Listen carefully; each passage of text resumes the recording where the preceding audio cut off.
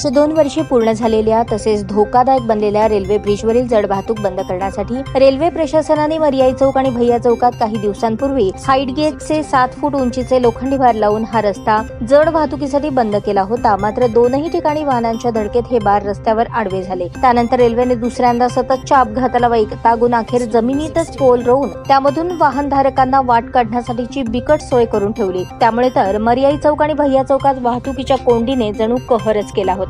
परंतु आता आषाढी एकादशी यात्रेसाठी पंढरपूरला निघालेल्या संतश्रेष्ठ श्री गजानन महाराजांच्या पालखी सोहळ्याला जमिनीत रोवलेले हे वाहनांना ब्रेक लावणारे पोल अडथळा ठरत असल्याने तसेच वाहतुकीची सुद्धा मोठ्या प्रमाणावर कोंडी होत असल्याने पोल काढून टाकण्यासाठी उद्धव बाळासाहेब ठाकरे शिवसेनेने रेल्वे प्रशासनाला निवेदन दिले होते। दरम्यान शनिवारी सकाळी रेल्वे वाहतूक पोलीस शाखा आणि राष्ट्रीय महामार्ग प्राधिकरणाच्या अधिकाऱ्यांनी भेट देऊन पाहणी केली। या ठिकाणी 7 फूट उंचीचे हाईट गेज ऐवजी ते आणखी जास्त उंचीचे करण्यासंदर्भात पोलीस आणि राष्ट्रीय महामार्ग प्राधिकरणाच्या अधिकाऱ्यांना विनंतीला रेल्वेच्या वरिष्ठ अधिकाऱ्यांनी नकार दिला आणि नो एक्सक्यूज म्हणत आता या दोन्ही ठिकाणी हायटेक पद्धतीने हाईट गेज पोल उभारण्याच्या कामाला सुरुवात केली। शनिवारी सायंकाळीच गेल्या काही दिवसांपूर्वी जमिनीत रोवलेले पोल काढायला सुरुवात केली। त्यामुळे येत्या 2 दिवसात सामान्य नागरिकांची दुचाकी वाहने, रिक्षा, कार, गवळी बांधवांच्या गवताच्या बैलगाड्या आदींची सोय होण्याचा मार्ग मोकळा झाला आहे। रेल्वे प्रशासनाकडून शनिवारी सायंकाळी जमिनीत पुरलेले पोल काढण्यासाठी सुरुवात केली। त्यामुळे सुद्धा सायंकाळी वाहतुकीची मोठी कोंडी झाल्याचे दिसून आले। हाईट गेज लावल्यापासून ते सातत्याने होणारे अपघात आणि आता नव्याने अत्याधुनिक पद्धतीच्या हाईट गेजच्या कामाची होत असलेली सुरुवात यावर सोशल मीडियातून आवाज उठवण्यात आला।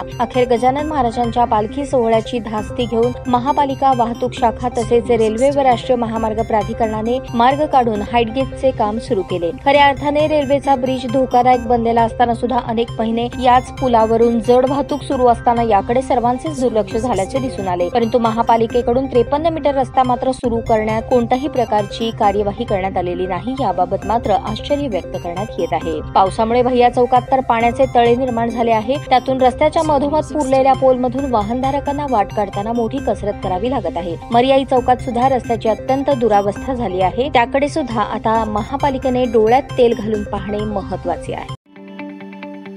ताज्या बातम्या पाहण्यासाठी प्राईम महाराष्ट्र न्यूज चॅनलला सबस्क्राईब करा।